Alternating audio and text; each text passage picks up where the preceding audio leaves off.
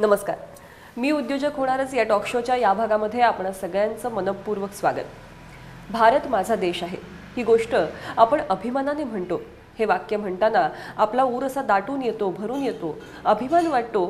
पण जेव्हा आपण बाजारपेठेत जातो तेव्हा काय करतो? तेव्हा मात्र आपलं लक्ष इम्पोर्टेड वस्तूंकडे असतं. आंतरराष्ट्रीय बाजारपेठेमध्ये भारतातल्या वस्तूंची नेमकी प्रतिष्ठा काय? हा मला वाटतं खूप विचार करण्यासारखा मुद्दा आहे. आणि खास करून आत्ता जेव्हा संपूर्ण भारत पंतप्रधानांसमवेत मेक इन इंडियाचा नारा देतो आहे, स्वातंत्र्य युद्धामध्ये सुद्धा स्वदेशीचा असाच नारा आपण दिला होता, तेव्हा हा नारा स्वदेशी असू दे किंवा मेक इन इंडिया असू दे, जर खऱ्या अर्थाने यशस्वी करायचा असेल ही घोषणा, तर त्यासाठी आपल्याला काय केलं पाहिजे? आपल्या उत्पादनांचा क्वालिटी कंट्रोल अर्थात गुणवत्तेचा दर्जा सांभाळणं हे अतिशय महत्त्वाचं आणि त्याचबरोबर सुरक्षितता ही सुद्धा महत्त्वाची. या दोन अतिशय महत्त्वाच्या मुद्द्यांवरती आपल्याला माहिती देण्यासाठी स्वतः या क्षेत्रातले तज्ज्ञ असणारे अतुल शिरोडकर आपल्याबरोबर आहेत. नमस्कार. नमस्कार. आपलं मनपूर्वक स्वागत. खरंच आम्ही जेव्हा बाजारपेठेत जातो तेव्हा आमचं लक्ष इम्पोर्टेड वस्तूंकडे असतं आणि याचं मुख्य कारण म्हणजे त्याच्या दर्जाविषयीची आमची खात्री असते. पण भारतीय वस्तूंकडे आंतरराष्ट्रीय बाजारपेठेतल्या ग्राहकांनी याच पद्धतीने बघावं, त्याची पण तितकीच खात्री असावी, असा विश्वास किंवा अशी इच्छा नक्कीच प्रत्येक भारतीयाच्या मनात असेल. त्यासाठी नेमकं काय करावं लागतं? प्रामाणिकपणे मी 3 गोष्टी सांगेन जे महत्त्वाचे आहेत. की भारत हा आध्यात्मिकदृष्ट्या खूप प्राधान्य मिळालेलं त्याला, किंवा भारताला एक स्पिरिच्युअल सेंटर म्हणून ओळखतात. पण त्याचबरोबर, आणि ही चांगली गोष्ट आहे, अतिशय चांगली गोष्ट आहे, पण त्याचबरोबर एक एक एक क्वालिटी सेंटर आणि सेफ्टी सेंटर म्हणून ओळखावं पुढच्या पिढीने किंवा जनरेशन नेक्स्टनी. आणि ग्लोबली पहिली गोष्ट म्हणजे तुमचा आपला ईश्वरावर विश्वास आहे, ईश्वरनिष्ठा आहे, चांगलीच गोष्ट आहे. दुसरी गोष्ट म्हणजे परस्परांवर विश्वास, एकमेकांवर आधी ट्रस्ट करून प्रामाणिकपणा एकमेकांच्या व्यवहारात असावी. कारण हे बेसिक गोष्टी आहेत. मी काय आउट ऑफ द वे काय सांगत नाही. पारदर्शकता, ट्रान्सपरन्सी, प्रामाणिकपणा. आणि आपण हे का करतोय, की आपल्याला का एक चांगलं प्रोडक्ट तयार करायचं आणि मार्केट रिलीज करायचं आहे, ही भावना सतत ड्युरिंग द वर्किंग आवर्स. आणि Wien you close your working hours, म्हणजे वर्किंग आवर्स संपल्यावर एकदा तरी विचार करावा की आपण आज आपल्या संस्थेला काय दिलेलं आहे किंवा देशाला काय देतो. कारण आपण जेव्हा मेड इन इंडिया लिहितो ना, त्या प्रोडक्टवर एक झेंडा असतो खाली आपला इंडियन ह्याचा, आणि तो झेंडा कुठेही खाली जाता कामा नये, खाली पडता कामा नये. ही भान प्रत्येकाला, ही ॲटलिस्ट एक सबकॉन्शियस लेवलवर प्रत्येकाला ही समज असावी की आपण आपल्या झेंड्याच्या खाली काम करतोय. मग तो गव्हर्नमेंट सेक्टरचा असे ना का प्रायव्हेट सेक्टरचा असे ना, तेव्हा कुठे देश घडतो. आणि हे जे कंप्लायन्सेस आहेत हे प्रत्येकाचं कार्य. आता फॉर एक्झाम्पल प्रत्येक जण हा एक देशाला कॉन्ट्रीब्युटर आहे. ओके. आणि ही जी प्रोडक्ट कॉन्शियसनेस आहे क्वालिटी अँड सेफ्टीचा, मी म्हणेन प्रामाणिकपणे की प्रामाणिकपणा असेल तुम्हाला एक संस्थेला घड. कारण हे कल्चर बिल्डिंग आहे शेवटी. आणि प्रत्येक उद्योजकाने नाहीच, की प्रत्येक शॉपफ्लोअर लेवलवर वॉचमॅनपासून प्रत्येकाला एक कुठेतरी फिलिंग आलं पाहिजे की आपण एक सेफ्टी आणि क्वालिटी सर्व्हिस दिली पाहिजे, which will be safe and quality oriented. मगच आपलं एक चांगलं प्रोडक्ट तयार करता येईल. आणि त्या प्रोडक्टला एक ग्लोबल रेकग्नेशन मिळेल, ग्लोबल स्पेस मिळेल मार्केटमध्ये. कारण तुम्ही जर आज हे केलं नाही तर कुठेतरी दुसरा देश करेल हे.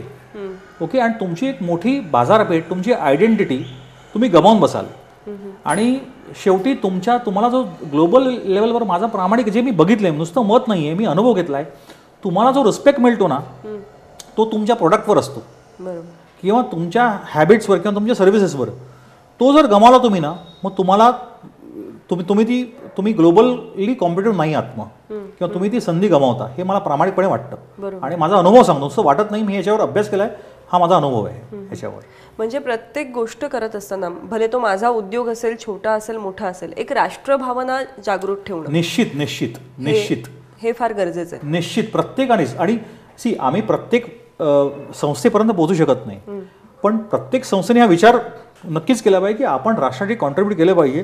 तुम्ही टॅक्स वाचवा ना, नक्की वाचवा, जे लिगल फ्रेममध्ये आहेत नक्की वाचवा, पण ह्याबरोबरच एक राष्ट्राचा विचार करा की आपण आपलं जे कर्तव्य. कारण जे जर्मनीमध्ये घडतं, जे आपण नुसती उदाहरण देतो, ओके, किंवा ट्रेनिंग सेंटर्समध्ये उदाहरणं देतात, ओके, पण किती जण ॲक्च्युली इम्प्लिमेंट करतात ते खूप कमी. हां, टाटाजनी इम्प्लिमेंट केलेलं आहे, त्यांनी खरोखर प्रामाणिक प्रयत्न केलेला आहे. जेव्हा मी जर्मनीमध्ये होतो, मला तो समोरचा जर्मन म्हणतो आणि मला खरोखर माझा काय संबंध नाही, एकदा झालेला, एकदा किंवा दोनदा, किंवा आता परत त्यांचा एक रिक्वायरमेंट आलेली आहे ह्याची, ओके, पण हे ऐकून बरं वाटलं की आम्हाला जे आता आम्ही जे आता स्टील घेतोय, आता आम्हाला टाटाची परमिशन लागणार आहे. टाटा कोणती? जेव्हा टाटाजनी जॅगॉर आणि लँड रोवरचा डील केला UK मध्ये, ओके, तिथे त्यांचं एक मेन सेंटर तयार केलं युरोपसाठी. आणि आपल्या म्हणजे जर्मन्सना त्यांचं एक अप्रुव्हल घ्यावं लागतं. तिथे कुठेतरी वाटलं की हा म्हणजे आपला देश आहे आणि आपला देश कमी पडत नाहीये आणि नुसतं टाटानेच का करावं, प्रत्येक जण हा विचार का नाही करू शकत. नक्कीच. ओके, हा एक त्याच्या मागचा मुद्दा आहे. त्यांनी प्रामाणिकपणे विचार केला क्वालिटी सेफ्टीचा, आज ते पुढे आहेत. पण प्रत्येक सेगमेंटनी प्रत्येक क्षेत्रात हा विचार करून ना मी भारताचा एंटायर भारताकडे बघण्याचा दृष्टिकोन पूर्णपणे बदलेला असं मला वाटतं प्रामाणिकपणे. आता तुम्ही सुरक्षिततेचा उल्लेख केलात तर अनेकदा पेपरमधून आम्ही मोठमोठ्या अपघातांच्या बातम्या वाचत असतो. उद्योग क्षेत्राच्या संदर्भातही काही अपघात असतात, त्याची माहिती मिळत असते. आणि अनेक ठिकाणी याचं उत्तर काय तर बरेचदा निष्काळजीपणा हेच त्याचं उत्तर असलेलं दिसतं किंवा थोडीशी बेफिकीर वृत्ती म्हणूया आपण, ही त्याला कारणीभूत झालेली दिसते. तर आपण आंतरराष्ट्रीय खूप प्रवास केलेला आहे, हा सगळा उद्योग व्यापार क्षेत्र जवळून पाहिलेला आहे. बाहेर काय वातावरण आहे सुरक्षिततेच्या संदर्भात? बाहेर असं आहे की पहिली गोष्ट म्हणजे ह्युमन लाईफ, ह्युमन एक्झिस्टन्सला खूप महत्त्व आहे आणि आपण जिवंत आहोत ह्याला खूप महत्त्व आहे. आपल्याकडे तो एक थोडंसं आपल्याकडे प्रत्येक गोष्ट आपल्याकडे खूप चांगल्या गोष्टी आहेत ज्या त्यांच्याकडे नाही आहेत. म्हणजे आपल्या देशाला कमी लेखणार नाहीच, आपल्याकडे खरंच खूप चांगल्या गोष्टी आहेत ज्या त्यांच्याकडे नाही आहेत. पण एक जी त्यांच्याकडे ना जी आउटस्टँडिंग गोष्ट आहे म्हणजे तुमच्या अस्तित्वाला की तुम्ही एक्झिस्टन्समध्ये आहात, ह्याला खूप महत्त्व आहे आणि ह्याला महत्त्व दिलं जातं. म्हणजे तिथे जो मी अनुभव घेतला होता की माझ्याच एका को कलिगचा हात मशीनमध्ये अडकला होता आणि त्याचा हात जॅम झाला आणि म्हणजे मी स्वतः सेफ्टी असेसर होतो. नेमका ही घटना घडली लंच आवर्सला आणि लंच आवर्स हे अशी आहेत की ह्या वेळेस घटना घडते. लंच आवर्स म्हणा, टी टाईम म्हणा, जेव्हा कोणी नसतं फील्डवर. आणि मला त्या वेळेला बोलवलं होतं त्यांच्या सेफ्टी हेडने की अतुल आपल्याला सेकंड फ्लोअरवर असेसमेंट करायची आहे. आणि ते वर्टिकल्स होते. आम्ही सगळे safety heads with the plant head top floor होतो. आता हा दुर्दैवाने तिकडे गेला. त्यांनी त्याला मशीन इन्स्पेक्ट करायची होती कारण मशीन चालू होत नव्हती. तिने ते रोलर्स फिरवले, त्या रोलर त्याचा हात गेला, जॅम झाला आणि हात अक्षरशः त्याचा हात म्हणजे प्रश्न असा होता की आता हात कापायचा की नाही. कारण आम्ही जेव्हा खाली आलो ना तेव्हा दुसरं म्हणत होतं की जर तू अडकला असता हात गेला, आम्हाला हात कापण्याशिवाय ऑप्शन नव्हतं. पण एक चांगलं आहे की म्हणतात भगवंत कृपा, विठ्ठल कृपा, साई कृपा की तो हात निघाला बाहेर. पण जो 15 मिनिटातून दम होता. त्यांनी काय केलं इमिजिएटली ना, त्यांनी त्या सेफ्टी हेडला पण सांगितलं नाही की मी काय करतोय. त्या तिथल्या व्यक्तीने इमिजिएटली ॲम्ब्युलन्स बोलवली. ॲम्ब्युलन्स फोन कॉल नंतर विदिन 3 मिनिट्स ती ॲम्ब्युलन्स आली आणि 30 सेकंदात पोलीस पण आले आणि पोलिसांनी पंचनामा चालू केला की काय घडलं म्हणून. ओके, तेव्हा तिथल्या ज्या सेफ्टी हेडला एक भीती वाटली. तो म्हणाला अतुल हा प्रॉब्लेम इकडे आहे की इथे ॲम्ब्युलन्स आल्यावर ना पोलिसही येते आणि पोलीस पंचनामा केल्यावर ना ते प्रेस कॉन्फरन्स घेतात की या इकडे ही घटना घडली, अशा व्यक्तीला इंजुरी झाली आणि मॅनेजमेंट काय करत होती. कुठेतरी आपल्याकडे ही भावना अजून जागृत झाली नाही की आपल्याला उत्तरदायित्व की रिस्पॉन्सिबिलिटी आणि नुसती मॅनेजमेंटची नाही प्रत्येकाची रिस्पॉन्सिबिलिटी. पण शेवटी त्यालाही विचार तू तिकडे का गेलास. तो म्हणाला माझी चुकी झाली. पण मी म्हटलं आज जर जीव गेला असता तर सगळे हे रिस्पॉन्स प्रत्येकाची आहे. ओके, तर रादर पण अशा पद्धतीची एक सिस्टम त्या ठिकाणी असणं, तिकडे आहे सिस्टम, तिकडे आहे तरीही सिस्टम असून देखील अपघात घडतात. आपल्याकडे आपल्याकडे रेकॉर्डेड ऍक्सिडेंट्स म्हणा, इन्सिडेंट्स म्हणा, हे रेकॉर्डेड आहेत. अनरेकॉर्डेड कितीतरी घटना घडतायत ज्या अनरेकॉर्डेड आहेत. कितीतरी जण मॅन्युअलमध्ये जात आहेत पण रेकॉर्ड केला नाहीये. आपण बघतो, काढतो, पण प्रामाणिकपणे आपण मॅन्युअल्स बघितल्यावर किती जण त्या सेलला इन्फॉर्म करतात किंवा प्रक्रिया नाही की काय करावं. आणि सेफ्टी नुसती प्रोडक्ट पुरतं नाही आहे. सेफ्टी ही दैनंदिन जीवनात ही लागणारी गोष्ट आहे. आणि प्रत्येकाला असं वाटतं की आपला जो माणूस घरून निघालाय काम करायला, he should come back safely. पण त्याकरता नुसतं विचार करून किंवा भावना ठेवून चालणार नाही. आपल्याला कुठेतरी एफर्ट पण दिला पाहिजे, प्रामाणिकपणे ते ॲक्शन्स पण घेतल्या पाहिजेत. कारण तुम्हाला इंडस्ट्रियल वर्ल्डमध्ये किंवा मेकॅनाइज्ड वर्ल्डमध्ये किंवा in the world of insecurity पण म्हणा, जर दिवस काढायचे आहेत तर तुम्हाला या गोष्टीचा म्हणजे सेफ्टी आणि क्वालिटीकडे इग्नोर करून चालणारच नाही तुम्हाला त्या पॅरामीटरकडे. अनेकदा जेव्हा क्वालिटी कंट्रोल किंवा गुणवत्तेचं मूल्यमापन असा प्रश्न येतो तेव्हा आम्हाला असं वाटतं की आमची गोष्ट जर निर्यात होणार असेल तर हे सगळं करायला पाहिजे. पण माझी वस्तू जर याच बाजारपेठेत राहणार असेल तर काय याची गरज आहे, किंवा त्याच्यासाठी सर्टिफिकेशन्स घ्या किंवा रजिस्ट्रेशन्स करा. तर तुम्ही काय सांगाल या संदर्भात? नाही, प्रामाणिक तुमचा हा प्रश्न ना अतिशय अनुभवी प्रश्न आहे. कारण बऱ्याच जणांना वाटतं की आम्ही स्पेंड का करावं. कारण कुठेतरी तुम्ही जेव्हा कोणता इनिशिएटिव्ह घेता ना, त्या इनिशिएटिव्हला तुम्हाला कुठेतरी तुमच्या बजेटमध्ये ती तरतूद असावी लागते, कारण हा एक्सपेंडिचर असतो. बट मी सांगेन प्रामाणिकपणे सगळ्यांना की क्वालिटी आणि safety is never an expenditure, it's an investment. कारण तुम्हाला तुमच्याकडे जे येणारे कस्टमर्स आहेत, तुमची जर साईड बघतील, ओके, तुमचे बोर्ड्स बघतील की तुम्ही क्वालिटी कॉन्शियस आहात, हेच बघून, हे दृश्य बघून, किंवा तुमचे ॲसेट्स कसे नीटली मेंटेन्ड आहेत, तुमचे रेकॉर्ड्स कसे व्यवस्थित आहेत, हे सगळं बघून त्यांचा विश्वास वाढला ना, तर आपण जे संत तुकारामांनी सांगितले, आधी बीज एकले बीज अंकुरले रोप, एका बीजापोटी तर कोटी सुमने फले. एकाला समजलं ना तर तो अजून सगळ्यांना सांगतो की तुम्ही खरंच प्रामाणिक आहात, तुमच्याकडे सगळे रेकॉर्ड्स आहेत आणि डोळे झाकून ह्यांना ऑर्डर द्या. मग त्या लेवलवर तुम्हाला ऑर्डर मागायची पण गरज नाही, ॲडव्हर्टाइजमेंटची पण गरज नाही आहे. ही एक लेवल येते, जशी टाटाशी आलेली आहे लेवल, की त्यांचं प्रोडक्ट म्हणजे yes it is going to be product of quality, किंवा ते कस्टमर कंप्लेंट्सला इग्नोर करणार नाहीत, ते प्रामाणिकपणे.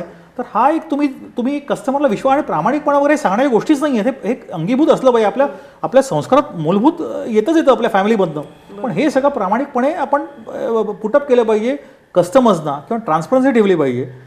तर तुम्हाला हा असा म्हणजे, आणि इंडियन तुमचा जो प्रश्न आहे की इंडियन ह्याच्यासाठी मी म्हणेन इंडियाचंच मार्केट जास्त आहे आज ग्लोबलपेक्षा, आणि प्रत्येक कस्टमर हा चूझी होणार आहे. म्हणजे आपण जेव्हा वर्ल्ड ऑफ ग्लोबलायझेशन जेव्हा आपण म्हणतो, तर इंडियन यूथ इज ग्लोबलाइज्ड. आज आय टीचा व्यापार किंवा आय टीचं क्षेत्र जे आहे सगळं एम कॉमर्स आपण म्हणतो, पुढची पिढी it is going to be more choosy. आणि ते हा विचार नक्कीच करतील की मी कोणत्या दर्जाचे हे वापरतोय, आणि ते ग्रासरूट लेवलपर्यंत विचार करतील हे पुढची पिढी, कारण ही it's an intellectual age what we are going in to.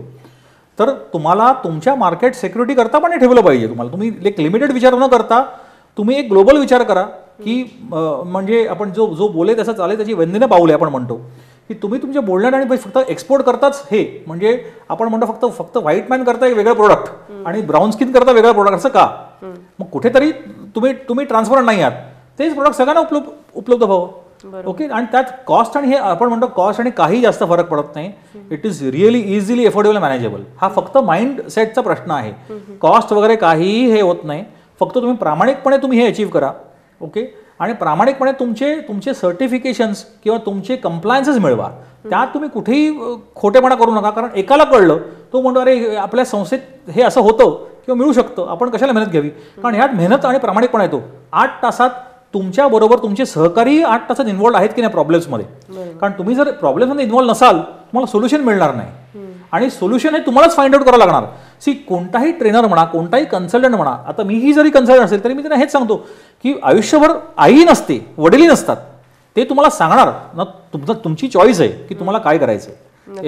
If you follow their rules, त्यांचा अनुभव, त्यांचे, you are going to get the best part of it rather.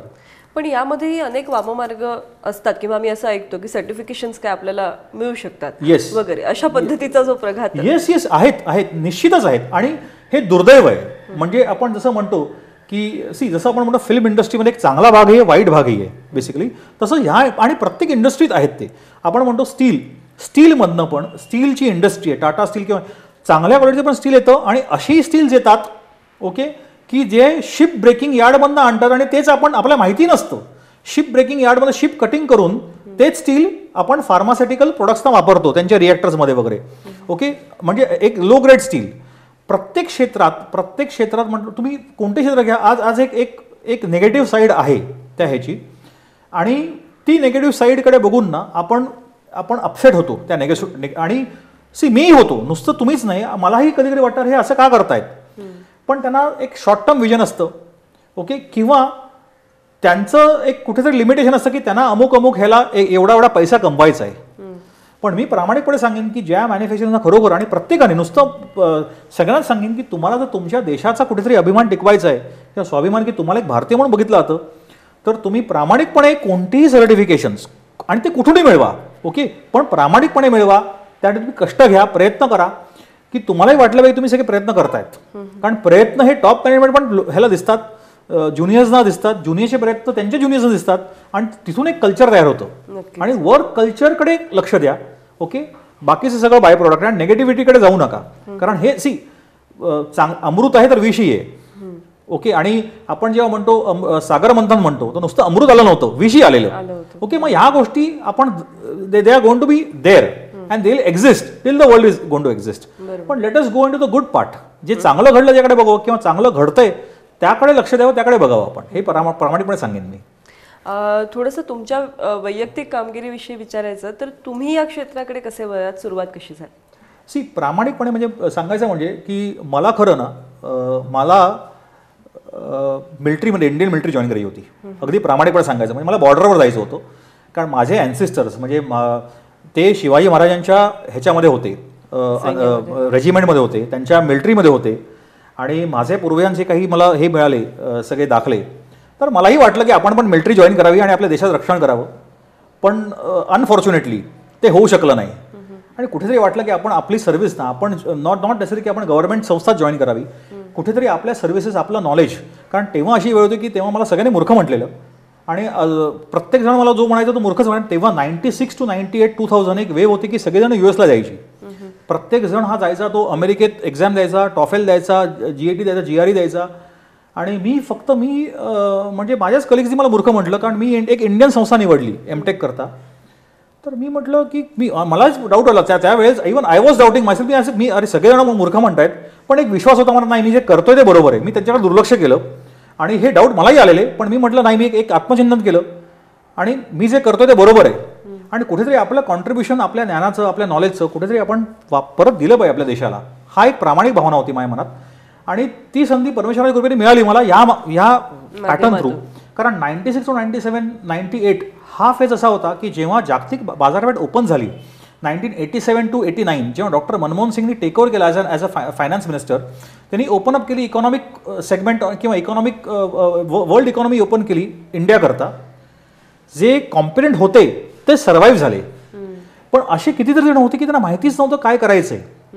किंवा गव्हर्नमेंटने त्यांचे गव्हर्नमेंट सेंटर्स तयार केलेले, पण दुर्दैवाने त्यांना त्या गव्हर्नमेंट सेंटर्सकडनं मदत मिळू शकली नाही. की त्यांना जे लागणारा गायडन्स आहे, जो लागणारा नॉलेज आहे, जो लागणारा पाथ आहे तो मिळू शकला नाही. आणि ते हताश होऊन त्यांनी त्यांच्या युनिट्स बंद केल्या. किंवा वागळे इस्टेटमध्येच बऱ्याचशा युनिट्स अशा होत्या त्या बंद, माझ्या डोळ्यात देखत बंद झाल्या. आणि त्याच्यामुळे वाटलं की अरे ह्यांना, आणि विचार केला हे बंद का होत आहेत. काही जण विचारलं, ते म्हणाले की आम्हाला माहिती नाही की कसा CE मार्क मिळवायचा. कारण CE मार्क जर मिळाला तर तुम्हाला युरोपचं पूर्ण मार्केट ओपन होतं आहे. आता Europe market it's a world leading market. सगळे इन्व्हेन्शन्स बघा हे युरोपमध्ये झालेले आहेत.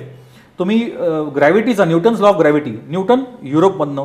ओके, सगळे इन्व्हेन्शन्स हे मॅक्झिमम युरोपमध्ये झालेत. आणि ती बाजारपेठ तुम्ही इग्नोर करूच शकत नाहीत. कारण तुम्हाला अगेन्स्ट वन युरोच्या अगेन्स्ट 76 रुपीजचं तुमचं इक्वेशन आहे. तुम्ही जर तुमच्या प्रोडक्ट मार्क्स मिळाले, तुम्ही युरोज अट्रॅक्ट करताय, तुमची इकॉनॉमी कितीतरी पटीने वाढते. तुम्ही 10 प्रोडक्ट विका ना, इथे 100 विकण्यापेक्षा तुम्ही 10 विकलेत, 10वर फोकस केलं, तुम्हाला युरोजमध्ये रिटर्न्स मिळतात, तेवढेच रिटर्न्स तुम्हाला मिळत आहेत. तुम्हाला डॉलर्समध्ये रिटर्न्स मिळत आहेत. $1.60चं इक्वेशन आहे. ओके, आणि ह्याच्याकडे तुम्ही लक्ष केंद्रित करून तुम्ही जर चांगले प्रोडक्ट्स दिलेत त्यांना हवे असे, आणि ते विश्वास ठेवतात. पण एकदा ठेवतात विश्वास, दुसऱ्यांना ठेवत नाहीत. जर तुम्ही त्यांना फसवलं ते विश्वास ठेवत नाहीत. मग त्या व्यक्तीकडे डोंकुनी बघणार नाहीत. त्यांचा असा स्वभाव आहे. आणि आपण कशाला गमवावं त्यांचा विश्वास. आपण त्यांचा विश्वास उलट प्रामाणिकपणे संपादन करून ना, मग तेच रेफरन्स येतात की बाबा आम्ही ह्यांच्याकडनं घेतले, यांच्याकडनं घ्या. असे कितीतरी माझे कस्टमर्स आहेत ज्यांना एकाच कस्टमर, युरोपियन कस्टमरने दुसरे दिलेले आहेत कस्टमर्स. ओके, आणि इथे आपण म्हणजे ह्या गोष्टीचा विचार आणि आपण आपली एक बाजारपेठ तयार करतो. आणि प्रश्न म्हणजे उत्तर म्हणजे की तेव्हा त्यांना हे माहिती नव्हतं की कसं युरोपियन बाजारपेठकडे आपण हे करावं, लक्ष केंद्रित करावं, किंवा अमेरिकन बाजारपेठेकडे कसं लक्ष केंद्रित करावं, की त्याचा रोडमॅप काय, कोणते प्रोडक्ट कंप्लायन्सेस लागतील त्यांना, किंवा ऑस्ट्रेलियन बाजारपेठ आहे याच्याकडे कसं लक्ष केंद्रित करावं. कारण they are all high value markets. आणि म्हणून ते इंडस्ट्रीज क्लोज होते. कारण लोकलमध्ये काय होतं, लोकलमध्ये तुमचे पैसे अडकतात. कारण तुमची रिलेशनशिप असते, अरे तू क्यू पैसा माग रहा है. ओके, हा प्रॉब्लेम येतो. तिथे कसं असतं, तिथे तुम्हाला ओळखतात, तुमच्या प्रोडक्टला ओळखतात फक्त. उलट हे खूप मोठा ॲडव्हान्टेज आहे तुम्हाला. आणि ते गेन करू शकले नाहीत. आणि असे बरेचसे इंडस्ट्रीज क्लोज डाऊन झाल्या. आणि हे कुठेतरी खंत होते की आपण जे गेन केलेले नॉलेज, जे आपण नॉलेज गेन केलेलं आहे, ज्याचा अभ्यास केलेला आहे, आपण हे प्रामाणिकपणे फ्लोबॅक करून कुठेतरी आपण एका प्रोडक्ट व्हॅल्यू करता, किंवा प्रोडक्ट अपग्रेडेशन करता, किंवा भारताच्या प्रोडक्ट्सना कसं ग्लोबल ह्याच्यामध्ये सिनॅरिओमध्ये त्याचं नाव येईल किंवा आपला झेंडा कसा कुठेतरी एक स्थान मिळेल where people will respect our nationality, आपल्या फ्लॅगला रिस्पेक्ट मिळेल, हा एक विचार करून आम्ही हे चालू केलं कन्सेप्ट. आणि कन्सेप्ट चालू करताना म्हणजे येस कष्ट असतात प्रत्येक ह्याच्यात हे असतात, पण इंडस्ट्रीने आम्हाला चांगला सपोर्ट केला. कारण त्यांनाही प्रामाणिकपणे त्यांनी आमचा जो प्रामाणिक एफर्ट होता त्याला आम्हाला चांगला फीडबॅक दिला त्यांनी. म्हणजे असं नाही की बाबा हे काम झालं तुम्ही जा, असं कधीच झालं नाही. इनफॅक्ट आताही मला कस्टमर्स म्हणतात अतुल एकदा तरी चहाला ये, कॉफीला तुला वेळ नाही आमच्याकडे लक्ष द्यायला, असंही होतं. म्हणजे प्रामाणिकपणे म्हणजे माझा अनुभव आहे की तुम्ही प्रामाणिकपणे सर्व्हिस दिली इंडस्ट्रीला तर मग तुमचा चहाचा 5 रुपये चहा असो का 20 रुपये चहा असो का 25 रुपये असो, दे will not ignore, they will ultimately again call you. बरोबर, ते महत्वाचं आहे. आणि ते 30 पेस तुम्ही अचीव्ह करता. म्हणजे तुम्हाला आता प्रामाणिकपणे कस्टमर बोलवतोय की अतुल एकदा तरी चहाला ये, कॉफीला ये, okay at least spend 10 minutes with me, माझे प्रॉब्लेम्स तुला सांगायचे आहेत, मग तुम्ही कुठेतरी एक स्पेस अर्न करता. नक्कीच. आणि that is how you grow with एक म्युच्युअल ग्रोथ मॅप तयार होतो. तुमच्या कामाचं स्वरूप समजून घेत असताना आता जसा तुम्ही मार्किंगचा उल्लेख केला, तर हे मार्किंग मिळवण्यासाठी तुम्ही मदत करता की तुमचे स्वतःचे काही मार्क्स तुम्ही तयार केले? ओके, सी आता फॉर एक्झाम्पल आपण जेव्हा UL मार्क म्हणतो, UL मार्क हा व्हॉलंटरी मार्क आहे. ओके, ह्याचं इनडायरेक्टली उत्तर देईन. UL मार्क हा व्हॉलंटरी मार्क आहे. आता तो व्हॉलंटरी मार्क का विचार केला, कारण जशी काल घटना घडली की मेक इन इंडियाच्या शोला एक शॉर्ट सर्किट झालं. ओके, तशीच घटना एका त्यांच्या डिझनीलँड का एका मोठ्या फनफेअरला घडली होती की तिथे शॉर्ट सर्किट होऊन प्रचंड मोठ्या मालमत्तेचं नुकसान झालं आणि काही जीवितहानी झाली. आणि त्याने विचार केला की ही का घडली, त्याने रूट कॉजवर गेले. मग त्याने विचार केला अरे ही केबल जळली, ही केबल जळल्यामुळे हे सगळा प्रकार घडला. मग केबल का जळली, ओके, नुसतं ते केबल रिप्लेस केली नाहीत. त्यांचा असा विचार होता की केबल आपण जर चांगलीच केबल तयार केली तर हे घडणारच नाही, किंवा चांगलेच प्रोडक्ट तयार केले जे क्वालिटी आणि सेफ्टी क्रायटेरिया मीट करतात. हा त्यांचा एक व्हॉलंटरी इनिशिएटिव्ह होता. तसंच आता जगात जागतिक बाजारपेठेत कसं आहे की एक मॅन्डेटरी मार्क्स आहेत की तुम्हाला हे मार्क्स घ्यावेच लागतात जर तुम्हाला आमच्याबरोबर व्यवसाय करायचा आहे तर, कारण हे आमचं स्टँडर्ड आहे. त्यांचं म्हणणं क्लिअर, युरोपियनचं म्हणणं आहे की आमचं स्टँडर्ड आमच्याकडे CE मार्कचं स्टँडर्ड आहे, तुम्ही जर कंप्लाय करताय तर आमचा विचार करा, नाही तर करू नका, the market is close for you. तसंच ऑस्ट्रेलियामध्ये टिक मार्क आहेत, आफ्रिकनमध्ये त्यांचे मार्क्स, साऊथ आफ्रिकन त्यांचे मार्क्स आहेत, अमेरिकेमध्ये FCC आहे. पण तरीही व्हॉलंटरी मार्क्स का, कारण व्हॉलंटरी मार्क्समध्ये काय होतं की कधी कधी क्लायंटला एका ग्लोबल पर्स्पेक्टिव्हवर की आमचे प्रोडक्ट्स नुसतं आमच्याकडे एकच मार्क नाही आहे, आमच्या प्रोडक्ट्समध्ये बाकीचेही सेफ्टी अप्रुव्हल्स आहेत, त्याच्यामुळे त्या प्रोडक्टचं एक बघण्याचा दृष्टिकोन वेगळा होतो आणि एक वेगळ्या रिस्पेक्ट. शेवटी तुमचा व्यवसाय तुमचा होतो तो नुसतं प्रोडक्ट एक रिस्पेक्टमुळे पण होतं आणि तो रिस्पेक्ट तुम्ही गेन केलात तर तुमच्या व्यवसायाला मोमेंटम मिळतं. त्याकरता आम्ही आमचे व्हॉलंटरी मार्क्सही रिलीज केलेले आहेत आणि ते मार्क्स आम्ही असे डिझाईन केलेत की it is going to be affordable for every Indian manufacturer. म्हणजे नुसतं आम्हाला व्यवसाय करायचा आहे किंवा हा जरी उद्योजकाचं आपलं हे असलं तरी आमचं ही कमिटमेंट आहे इंडस्ट्री करता, आमचा व्यवसाय म्हणून नाही, ही कमिटमेंट आणि आम्ही ह्याला कमिटमेंट म्हणून बघतो रादर. आणि नुसतं ह्याला म्हणजे व्यवसाय करायचं किंवा सर्टिफिकेट्स रिलीज करत नाही, आम्हाला प्रामाणिकपणे त्याचा दर्जा वाढवायचा आहे आणि आम्ही करतोय प्रामाणिकपणे. त्याचं सेफ्टी लेवल, त्या प्रोडक्ट सेफ्टी लेवल वाढवून त्याला आम्ही मार्क्स देऊन अवॉर्ड करून त्याचं रेकग्नेशन वाढवायचं आहे आणि तो कसा विजिबल होईल ग्लोबल मार्केटमध्ये ह्याकडे आमचं लक्ष आहे रादर. या संदर्भात ग्राहक म्हणून नेहमी असं होतं की जेव्हा आम्ही बाजारपेठेत काही खरेदी करायला जातो तेव्हा कॉस्ट किंवा त्याची किंमत हा एक मुद्दा असतो आणि मग अशा वेळेस जे स्वस्त मिळेल ते आम्ही खरेदी करतो. तर हे कितपत बरोबर आहे, चुकीचं आहे? स्वस्ताईकडे सगळ्यांचंच, स्वस्ताई तिकडे मस्ताई, कारण स्वस्ताईकडे सगळ्यांचंच लक्ष असतं आणि प्रत्येकाला म्हणजे इंडियन सेगमेंट माइंडसेट अजूनही आहे तसा की जे स्वस्त आहे ते आधी पटकन घ्या, पण त्याच्यामागे आपण किती नुकसान करतोय. मी असं म्हणणार नाही की तुम्ही इकॉनॉमिकली विचार करू नका, नाही, पण तुम्ही जर आज प्रोडक्ट घ्यायला गेलात, कधी कधी असं होतं की चायनाचा प्रोडक्ट घेतो पण ते चालत नाही चायनाचं प्रोडक्ट आणि नंतर कळतं ती इंडस्ट्रीज बंद झालेली आहे किंवा कारण तिथे कशी आहे सिस्टम, तिथे कोण बनवतं, कोण विकतं, विकणारा वेगळा असतो, त्याला कोण बनवतं हे माहितीच नाही आहे. जोपर्यंत ते जवळ 1 लाख पीसेस तयार झाले, 1 लाख पीसेस विकले, पण कोणी बनवले हे तर चायनीज व्यक्तीलाही माहिती नाही की कोणी बनवले. तो म्हणाला मी इथून आणले आणि ती इंडस्ट्री बंद करून तो म्हणाला मला लॉस झाला, मी बंद केली. पण इंडियामध्ये तसं नाही आहे. इंडियामध्ये जे बनवतात ते अशी परंपरागत आहेत की 30 वर्ष 40 वर्ष, मग त्यांच्या नेक्स्ट 3 जनरेशन्सपर्यंत त्यांच्याशी आम्ही बोलतो. ओके, ते म्हणा माझ्या आजोबांनी वाढवली, आता मला अजून एक्सपांड करायची आहे. मी प्रामाणिकपणे सांगेन की नुसतं इकॉनॉमी महत्त्वाची आहे, पण नुसता इकॉनॉमीचा विचार करू नका. ते प्रोडक्ट तुमच्याबरोबर, ते प्रोडक्ट तुम्हाला साथ देणार की नाही, कारण थोडंसं जर तुम्हाला एक लॉंग टर्म असोसिएशन हवं असेल तर त्यात तुम्हाला थोडासा मायक्रो लेवल एक्सपेंडिचरही असतं. पण त्याकडे तुम्ही दुर्लक्ष करू नका. Go for a quality and a safe product. बरोबर. हेच नक्की सांगेन की थोडं, आणि जास्त डिफरन्स नसतो. डिफरन्स कितीचा असेल, 1,000-1,500 किंवा 2,000 रुपये. आणि हे आजच्या तारखेला प्रत्येक जण हे थोडंफार अफोर्ड करू शकतो असं मला प्रामाणिकपणे वाटतं. की ते days, those days very different. की आपल्या आई वडिलांच्या वेळेचं, की त्यांचे अगदी सगळे गावावरून आलेले, मग इथे खूप मोठा स्ट्रगल होता, मग सेट झाले. आता तसं नाही. त्यांची एक लेवल ऑफ हे आहे, सेटलमेंट आहे, आणि एक इकॉनॉमी पण आपली अफोर्डेबल आहे. हां, जर खूप मोठा डिफरन्स असेल मी नक्की म्हणेन की हां, एवढा मोठा डिफरन्स नक्की जाऊ नका. पण क्वालिटी आणि सेफ्टी एक छोटे छोटे डिफरन्सेस असतात, अगदी छोटे. आता इंडियन प्रोडक्टमध्ये पण तुम्ही जर हे बघाल, they are very good Indian products. आता बजाजचा तुम्ही जर मिक्सर बघाल तर कोणता प्रोडक्ट आला ह्याच्यातनं, तर फार फारचा फरक असतो 500-600 रुपये करता. मग त्याकरता मी म्हणेन, कारण तुम्हाला इथे बजाजची सर्व्हिस मिळेल. इकडे सर्व्हिस सेंटर आहे, तुटलं झडलं सर्व्हिस सेंटर आहे. त्या डोमेनला किंवा त्या प्रोडक्टला सर्व्हिस सेंटर असेलच की नाही, किंवा तो जबाबदारी घेलीच की नाही, ह्याची गॅरंटी नाही. हा पण तुम्ही विचार करा. कारण सर्व्हिस सेंटरला शेवटी सर्व्हिस सेंटरचा पैसा ते तुमच्याकडनं घेत नाही, ते प्रोडक्टमधनंच घेत असतात. ओके, तो थोडासा बजेट सर्व्हिस सेंटरसाठी काढतात. हा सगळा तुम्ही विचार प्रत्येकाने करावा, थोडं अवेअरनेस यावं. आणि आपण मी प्रामाणिकपणे म्हणेन की आपल्या प्रोडक्टला, आपल्या देशवासियांवर विश्वास ठेवून की आपलं, आणि का नाही, नुसतं मेक इन इंडिया आपण म्हणतो, खरंच चांगला कन्सेप्ट आहे. पण मेक इन इंडिया बरोबर मेड इन इंडिया आणि मेड बाय इंडिया हेही 2 टॅग्स आले पाहिजेत. आणि प्रत्येकाला अभिमान वाटला पाहिजे. जसं आपण जर्मनचं म्हणतो, it's a German product. Okay, आणि त्या जर्मनला अभिमान असतो आमच्या प्रोडक्टबद्दल. जर एक तुम्ही पिक्चर बघितलात, वॉर हॉर्स म्हणून पिक्चर आहे, त्यात वर्ल्ड वॉर 2, युरोपचं वर्ल्ड वॉर 2चं त्यांनी हे सांगितलेलं आहे की वर्ल्ड वॉर 2च्या वेळेस त्या जर्मन सैनिकांना इतका अभिमान होता की तिथे तो घोडा अडकला होता आणि फ्रेंच सैनिक समोर होते. तर ते फ्रेंच सैनिकाला सांगतात, तू तुझ्या कटर वापरू, आमचे कटर वापर, जर्मन कटर्स वापर. दोघेही प्रयत्न करतात तो अडकला घोडा, आणि इतकं सुंदर सीन आहे तो, की दोघेही प्रयत्न करतात तो घोडा वाचवायला. मग तेव्हा तो जर्मन सैनिक आणि शत्रू वगैरे भावना नसते, पण तो फ्रेंचला सांगतो की मला कटर लागणार आहे. तो जर्मन म्हणतो की तू तुझा कटर वापर, हे जर्मन कटर वापर. म्हणजे इतका प्रत्येकात तो त्यांच्या देशाभिमान रुजलेला आहे. आणि तो आपल्यात असला पाहिजे, प्रत्येकाला असला पाहिजे.